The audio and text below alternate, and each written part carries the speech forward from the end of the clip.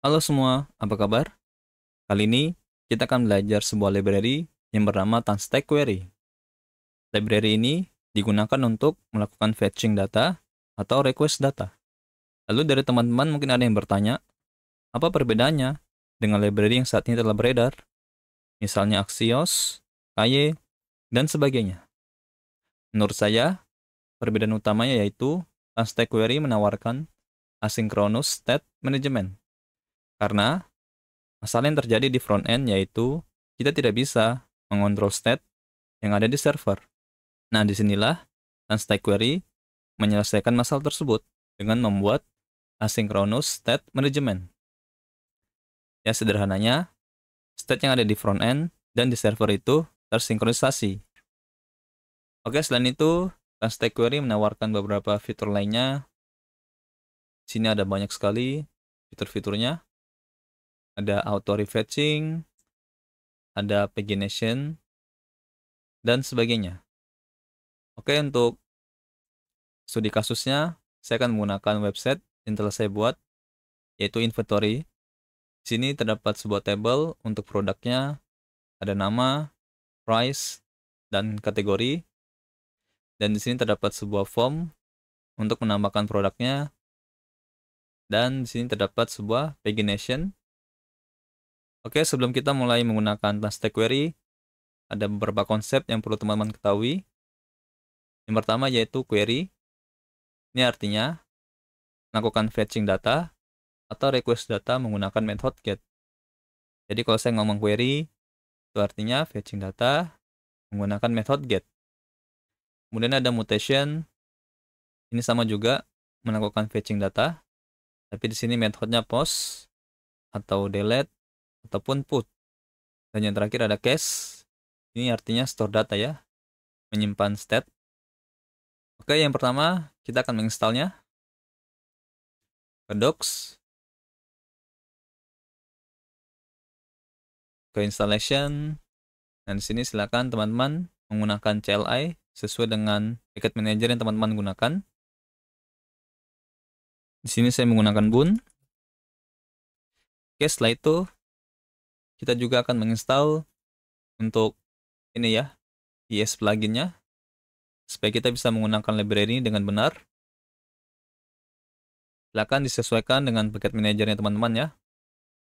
Setelah itu, silakan ke bagian ESLint, klik ESLint plugin query, dan di sini silakan teman-teman copy di bagian string array-nya, tambahkan ke extends di file ESLint trc.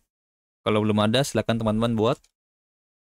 Dan kalau teman-teman menggunakan text editor VS Code, silakan teman-teman menginstal ekstensi yang bernama ESLint, supaya text editornya bisa bekerja dengan baik dengan ESLint. Oke, yang pertama silakan ke entry point-nya, dan di sini kita akan mengimpor query client-nya. Kemudian kita impor komponen yang bernama query client provider. Berikutnya kita buat instance dari query client-nya. Kemudian kita bungkus aplikasi kita di dalam komponen query client provider. Jadi di sini kita gunakan, kemudian kita berikan props client yang isinya dari instant query client. Di balik layar, komponen provider ini menggunakan React Context. Makanya di sini kita harus membungkus aplikasi kita di dalam komponen provider. Selanjutnya, kita akan melakukan query. Saya akan melakukannya di komponen app. Untuk melakukannya, kita harus mengimpor hook yang bernama use query. Kita gunakan di dalam komponen. Di sini kita harus mengisi parameter yang ada di hook use query.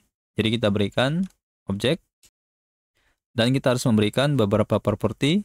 Yang pertama, query key, pilihnya array, nama key-nya misalnya saya berikan produk. Nah, query key ini digunakan untuk sebagai penanda state di dalam case. Berikutnya yaitu query fn, yaitu function ya. Untuk value-nya yaitu berupa function. untuk melakukan fetching data. Jadi saya buat dulu fungsinya. Untuk fungsinya sendiri harus mereturn promise. Nanti Tanstack query yang akan menghandle-nya. Tinggal kita berikan ke property query fn get products. Kemudian untuk hook ini akan mereturn beberapa state. Untuk daftar state yang dikembalikan, kalau kita lihat di dokumentasinya, ini adalah return dari use query ya, state yang ada. Kemudian kalau ke bawah, ini adalah settingan yang bisa kita berikan ke hook use query. Nah, di sini kita hanya menggunakan beberapa saja, yaitu pertama data, isinya yaitu respon dari servernya. Kemudian is pending, ini artinya statusnya sama dengan pending. Kemudian error, ini artinya kalau ada error ya. Kemudian yang terakhir is fetching, ini artinya melakukan fetching di dalam cache-nya. Nanti saya akan tunjukkan keadaan state di dalam cache-nya. Tinggal kita gunakan state-nya. Saya gunakan di dalam table. Saya hapus dulu data statiknya. Tinggal di sini kita cek is pending atau is fetching. Kalau iya, maka di sini saya akan tampilkan skeleton. Kemudian, kalau tidak ada dari duanya, kita tampilkan datanya. Oke, saya akan buat dulu untuk type dari produk. Karena di sini saya menggunakan TypeScript. Kalau kita lihat, oke, datanya sudah tampil. Berikutnya, kita akan menangani errornya. Untuk menanganinya, ini kita harus memberitahukan ke Tanstack query. Kebetulan di sini saya menggunakan Fetch API. Jadi saya harus memberitahukannya secara manual. Kalau teman-teman menggunakan Axios, tidak perlu memberitahukannya secara manual. Jadi untuk memberitahukannya, saya akan cek if kalau res-nya tidak oke, maka di sini langsung throw error yang message-nya misalnya file to fetching. Kemudian tinggal kita gunakan state error-nya. Ini saya gunakan setelah is pending ya. Jadi saya cek lagi apakah ada error. Kalau ada, saya tampilkan paragraf yang isinya error titik message. Jadi seperti ini cara menangani errornya. Dan berikutnya, kalau teman-teman lihat ya, sini kita menggunakan state is pending dan juga state is fetching. Ini dari teman-teman ada yang bertanya, kenapa kita menggunakan dua-duanya ini? Kenapa tidak satu saja? Apa perbedaannya? Nah, untuk jawab pertanyaan itu, teman-teman perlu memahami flow dari query. Untuk flow dari query sendiri, saya telah membuatnya kira-kira seperti ini. Visualisasi flow dari query. Yang pertama di sini, dari aplikasi kita, lakukan query. Nah, query tersebut akan disimpan di Tanstack query. Dan setelah itu, Tanstack query akan meneruskan query-nya sebagai HTTP request ke server. Nah, selagi menunggu respon dari server, Tanstack query mengirimkan state is pending. Nah, untuk state is pending ini hanya berjalan di awal saja ya. Yang artinya, ini hanya berjalan ketika user pertama kali mengunjungi halaman tersebut atau halamannya di-refresh. Dan kemudian apabila ada respon dari server, maka respon tersebut akan masuk ke Tanstack query, tidak langsung ke aplikasi ya. Dan kemudian, respon tersebut akan disimpan di cache. Setelah itu, di dalam cache tersebut akan dibaca oleh aplikasi kita. Dan untuk penjelasan lebih lanjut tentang cache ya, tentang keadaan state di dalam cache. Jadi ketika pertama kali state-nya disimpan di dalam cache, maka keadaan state tersebut menjadi fresh. Dan secara default, Tanstack query membuat keadaan state tersebut yang awalnya fresh langsung menjadi stale. Stale itu artinya kadaluarsa ya, atau usang. Nah, supaya state yang ada di front end dan di server ini tetap sinkron, maka selanjutnya yang terjadi adalah refetching data. Sini melakukan refetch ke server.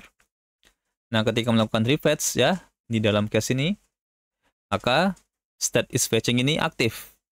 Jadi, ketika server tersebut memberikan respon, stack query juga menerima, kemudian simpan lagi dalam cache, dan terus berlanjut dari fresh ke stale, ke refetch, is fetching aktif, lakukan HTTP request ke server, dan seterusnya. Dan itu terus berjalan secara terus-menerus. Dan kemudian di sini terdapat keadaan pause dan inaktif ya. Nah, maksud dari pause ini artinya ketika offline, maka refetch-nya akan di-pause atau ditahan ya. Nah, ketika online, kemudian lakukan refetch lagi. Dan yang terakhir yaitu keadaan inaktif ya. Ini artinya ketika state-nya tidak digunakan. Atau sederhananya, state-nya itu tidak tampil di layar user. Nah, secara default, ketika state tersebut inaktif ya, selama 5 menit, maka state tersebut akan dihapus dari cache-nya. Jadi seperti inilah flow dari query. Dan kalau kita ingin melihat keadaan state-nya ya, di aplikasi kita bisa menggunakan DevTool dari Tanstack Query. Jadi di docs-nya, di bagian DevTool, ini silakan teman-teman install. Silakan sesuaikan dengan packet manager yang teman-teman gunakan. Setelah selesai menginstalnya, kita gunakan komponen DevTool-nya di entry point-nya. Jadi kita import dulu komponennya. Nama komponennya yaitu React Query DevTools. Kita gunakan di atas penutup komponen provider. Dan setelah itu kalau kita lihat, oke, sini telah muncul icon di pojok kanan bawah. Kalau saya klik, maka di sini telah tampil ya keadaan state-nya. Saat ini state kita menjadi stale. Nah, ini nama state kita, yaitu produk ya, yang telah kita buat key-nya. Nah, di sini kalau teman-teman perhatikan, di sini aplikasi kita tidak melakukan fetching ya. Nah, untuk melakukan fetching secara otomatis, secara default, kalau kita lihat di dokumentasinya, refetching akan terjadi ketika new instance of the query mount. Ini artinya ketika re-render komponennya. Ketika re-render, maka refetching-nya akan berjalan. Kemudian yang kedua yaitu ketika window-nya refocus. Ini artinya ketika berpindah tab ya. Seperti saat ini. Saat ini saya di dokumentasinya. Kalau saya ke aplikasinya, maka terjadi refetch. Jadi kalau saya buat networknya throttling, saya ke dokumentasinya, saya kembali lagi, sini fetching. Kemudian kalau kita lihat lagi yang ketiga yaitu ketika networknya reconnect ya, dari offline ke online, maka fetching ulang. Dan yang terakhir yaitu ketika kita setting ya, dengan refetch interval. Jadi kita bisa membuatnya refetch secara terus-menerus. Jadi di hook use query-nya, kita bisa memberikan settingan refetch interval, defaultnya 0 ya. Misalnya di sini saya buat setiap 3 detik refetch. Kalau kita lihat, fetching, style. 3 detik tunggu, fetching, style. Dan ini terus akan berjalan setiap 3 detik. Dan juga kita bisa setting ya, untuk jeda waktu ketika state-nya menjadi style. Untuk bisa membuatnya, kita bisa menggunakan style time tiap 3 detik. Oke, kalau kita lihat fetching, press, fetching, press. Jadi tiap 3 detik fetching, kemudian fresh, dan setelah itu menjadi style, kemudian fetching lagi. Saya akan kembalikan lagi. Berikutnya kita akan coba membuat fitur pagination. Pertama, kita akan mengimpor function helper dari Tanstack Query. Nama fungsinya keep previous data. Dari nama fungsinya sendiri sudah jelas ya. Fungsi ini digunakan untuk mempertahankan state yang lama. Dan kita gunakan function ini di hook useQuery. Jadi tambahkan settingan placeholder, kemudian value-nya kita berikan function keep previous data. Setelah itu saya akan membuat state page. Sini saya berikan nilai defaultnya 1, karena halamannya dimulai dari halaman 1. Kemudian saya akan memberikan state page ini ke function getProducts ya. Jadi di getProducts-nya saya buat parameter bernama page, type-nya number. Setelah itu di fetch-nya saya tambahkan query. Di sini pastikan API teman-teman mendukung pagination ya. Setelah itu saya berikan di getProducts-nya, yaitu page, dan saya bungkus function getProducts di dalam function. Dan kalau teman-teman lihat ya di sini ada tanda warning. Nah, di sini kita harus memberikan tambahan key lagi ya, yaitu key-nya dari page. Karena ketika kita akan berpindah halaman, maka halamannya akan berubah. Nah, supaya di case-nya itu dapat mengupdate state-nya dengan benar, makanya di sini kita memberikan key tambahan, yaitu page. Page ini sebagai dependensi ya. Dan setelah itu, tinggal saya aktifkan button pagination-nya. Di previous-nya, saya buat event on click. Jika diklik, maka set page, yaitu all kurang 1. Kita kurangkan halamannya. Dan saya ingin disable button ini ketika page-nya itu sama dengan 1. Kemudian di sini untuk halamannya saya ganti menjadi page. Dan yang terakhir untuk button next, saya akan copy saja props dari button previous. Tinggal saya ubah, bukan kurang tapi tambah. Dan ini akan disable ketika page-nya itu sama dengan data titik total page. Total page ini kembalian dari servernya. Oke, coba fetching. Di sini sudah ada case-nya. Jika saya berpindah halaman, di sini ada produk, 2. Dan juga di sini kalau teman-teman lihat ya, ini terdapat 2 state yang inaktif keadaannya, yaitu halaman 1 dan juga produk. Saat ini yang aktif yaitu halaman 2. Jadi ketika saya klik button previous, maka yang aktif di sini produk, 1. Dan seperti yang saya bilang sebelumnya, keadaan state yang inaktif ini akan terhapus dalam waktu 5 menit. Kalau teman-teman ingin mengubah waktunya, teman-teman bisa memberikan settingan GC time.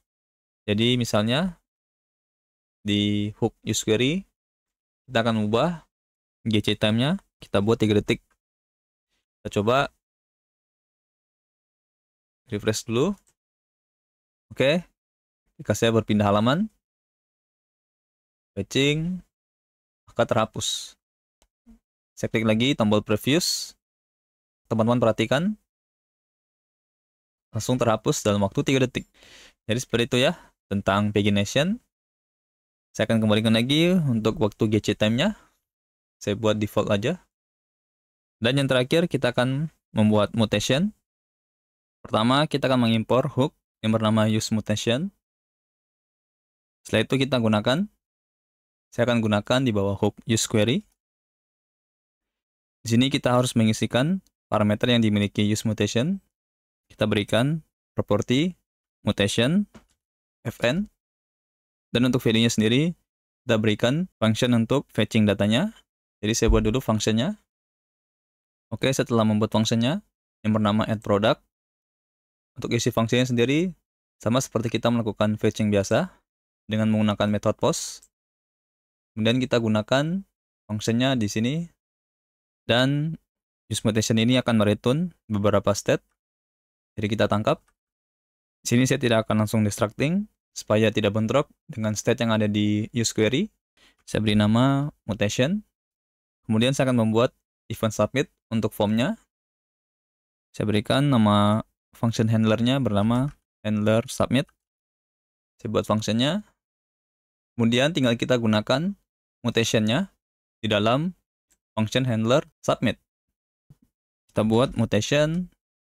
Di sini kita gunakan method yang bernama mutate. untuk melakukan mutationnya, dan kita berikan datanya, yaitu produk di sini. Kemudian untuk parameter kedua, bisa kita berikan options, yaitu on success. Jadi kalau sukses, saya akan mereset formnya. Nah, selain on success, ada options lainnya bisa teman-teman gunakan ya, untuk method mutate. Bisa teman-teman cek di dokumentasinya. Kita coba. Saya ke halaman 2 dulu. Di sini misalnya saya berikan nama produknya Milo. Price-nya 3.000 misalnya. Saya pilih minuman. Kemudian saya submit. Oke, kita telah berhasil menambahkan datanya. Kalau saya refresh, oke, di sini datanya telah ada. Nah, di sini kan ketika kita menambahkan datanya, state-nya tidak di-refresh kan di dalam cache. Nah, supaya cache-nya bisa di-refresh, kita harus memberitahukannya ke TanStack Query. Caranya, kita bisa menggunakan hook yang bernama use query client. Jadi, kita import hook-nya. Kemudian kita gunakan, saya akan gunakan di atas use mutation. Saya beri nama query. Kemudian, kita gunakan di dalam on success. Jadi, setelah kita reset formnya, di sini kita akan invalidate cache-nya. Invalidate queries. Kemudian kita berikan key dari cache-nya. Query key, yaitu produk. Kita coba.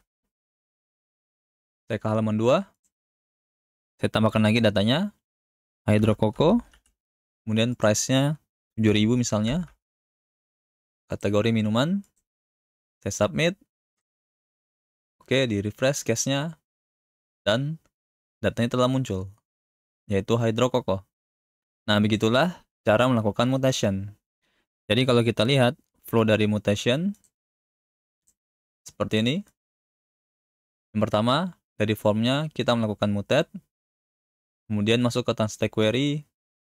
Sini TanStack Query memberikan request post ke server. Dan kemudian TanStack Query mengirimkan state is pending ke aplikasinya.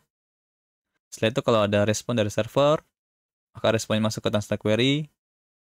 Di sini kita memberitahukan ke TanStack Query untuk invalid cache-nya. Karena ada pembaruan di servernya. Setelah itu di cache-nya akan melakukan refetching. Nah, jadi seperti ini alur dari mutation.